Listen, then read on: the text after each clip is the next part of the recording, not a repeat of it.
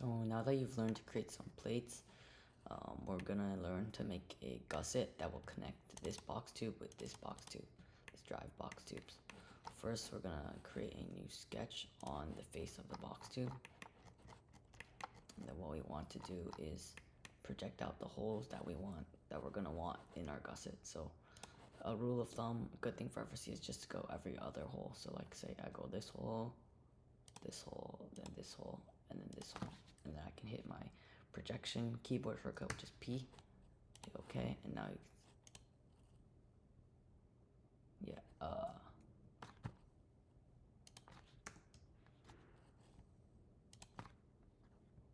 deselected this.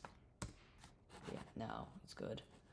And then what we're gonna do is we're gonna create rectangles to make the shape, the outside shape of our gusset. So say we want our gusset to be like 2.75 and then 1. And we're gonna create another rectangle going from here. So it'll be 1 and 0.75.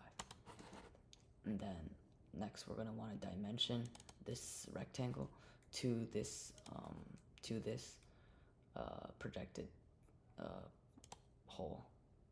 So we're just gonna do 0.5, and then from here to here we can type 0.5 again, or we could just click this and it'll reference this. So if I change this number to say 0.25, this one will also shift because we're gonna want them to be equal anyways.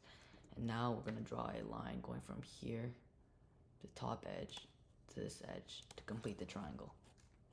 Now that we're done, what we want to do is extrude it out. So we're gonna extrude it out, select all our faces, and then deselect this circle because it's a weird thing Fusion does where if you start a sketch off playing like this, it'll have the circles. Just deselect it, and instead of new body here, we're gonna select new component, and then we're gonna select to extrude it 1/8, an 8,000. So when we select new component, it'll automatically create a new component. As you can see, it creates a new component instead of creating a new body.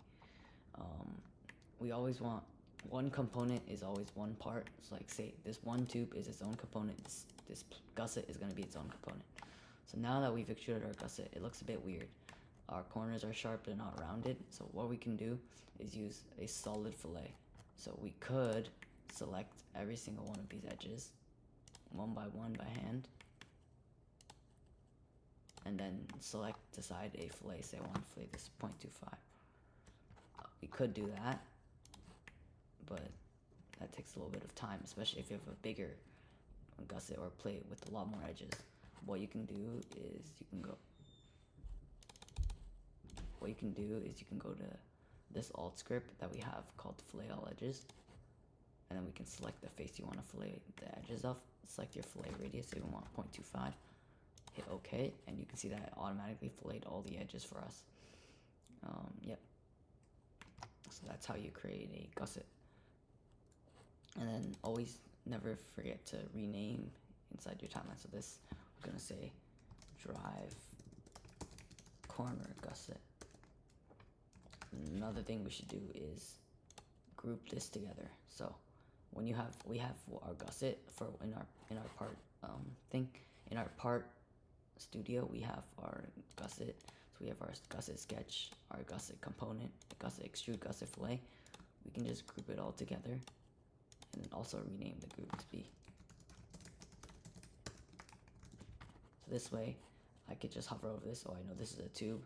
Oh, I know this is a gusset, and I can easily open it up and see. Oh, this is the sketch of this gusset. This is the component creation. This is the extrude. This is the fillet. This is important so we can keep our CADs clean, so that if anyone ever opens up your CAD, they can easily know what's going on and change things if necessary.